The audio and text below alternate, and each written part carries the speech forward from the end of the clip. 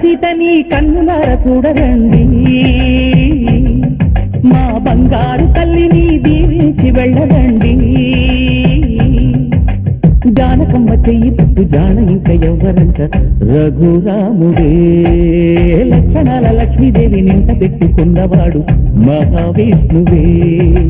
చల్లరో చల్లరో జాజి పూల చందనాలు మల్లెపూ బంతుల మంగళాలు